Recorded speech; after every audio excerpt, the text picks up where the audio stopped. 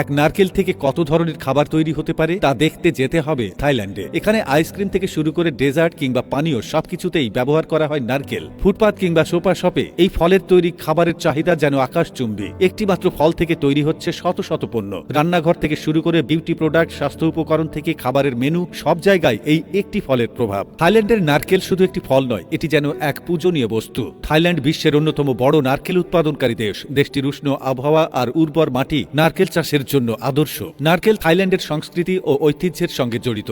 যুগ যুগ ধরে এটি শুধু খাবারের অংশ নয়, বরং জীবনধারার অপরিহার্য উপাদান। তবে গত কয়েক দশকে থাইল্যান্ড এই সাধারণ ফলটিকে একটি জটিল ও লাভজনক শিল্পে রূপান্তর করেছে। থাইল্যান্ডের নারকেল কারখানাগুলো যেন জীবন্ত বিরামহীন কর্মযোগ্য। এখানে নারকেলের প্রতিটি অংশ ব্যবহার করা হয়। নারকেল ফাটানো শব্দ, মিষ্টি পানি, বোতল জাপ করা আর সাদা সাদা শ্বাস, এসব নিয়ে বিভিন্ন তৈরির কাজ যেন দিনরাত চলতেই থাকে। মজার বিষয় হলো নারকেলের কোনো অংশই এখানে নষ্ট হয় না। নারকেল পানি থাইল্যান্ডের সবচেয়ে জনপ্রিয় পণ্যগুলোর একটি। এটি শুধু দেশের মানুষের পছন্দের পানীয় নয়, বরং বিশ্বের বাজারেও প্রচন্ড জনপ্রিয়। নারকেল পানি প্রাকৃতিক এনার্জি ড্রিঙ্ক হিসেবে পরিচিত। এর মিষ্টি স্বাদ আর হাইড্রেটিং গুণাবলী মানুষকে মুগ্ধ করে। স্বাস্থ্য সচেতন মানুষ এই পানীয়কে ইলেকট্রোলাইট বৃদ্ধিতে এবং হজমের জন্য খুবই কার্যকর মনে করে। নারকেলের শ্বাস থেকে তৈরি হয় সুগন্ধি নারকেল দুধ। থাইল্যান্ডের রান্নার অন্যতম প্রধান উপাদান হচ্ছে এই দুধ। এটি থাই স্যুপ, কারি আর ডেজার্টে অনন্য স্বাদ আনে। শুধু থাইল্যান্ডেই নয়, সারা বিশ্বে নারকেল দুধ এখন জনপ্রিয়। বিশেষ করে যারা ভেগান বা দুগ্ধজাত পণ্য এড়িয়ে চলেন, তাদের কাছে এটি আদর্শ। থাইল্যান্ডের কারখানাগুলো প্রতিদিন হাজার হাজার লিটার নারকেলের দুধ উৎপাদন করে। নারকেল তেল আরেকটি বড় পণ্য, যা রান্না থেকে শুরু করে বিউটি প্রোডাক্টে ব্যবহৃত হয়। ঠান্ডা পদ্ধতিতে উৎপাদিত এই তেল ত্বক আর চুলের যত্নে অসাধারণ। আবার স্বাস্থ্য উপকারিতার জন্যও রান্নাতেও এর ব্যবহার বাড়ছে।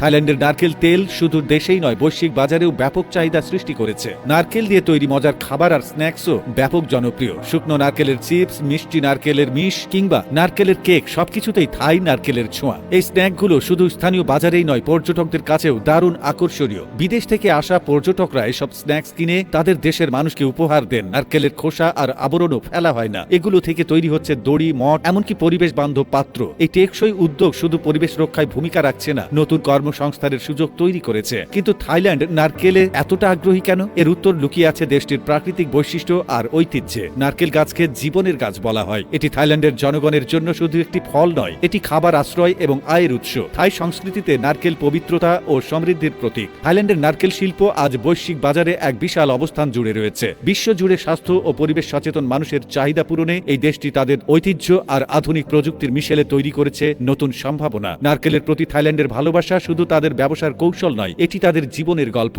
প্রকৃতির প্রতি গভীর সংযোগ আর সৃজনশীলতায় তারা প্রমাণ করেছে একটি সাধারণ ফল থেকেও তৈরি হতে পারে অগণিত সম্ভাবনার দিগন্ত।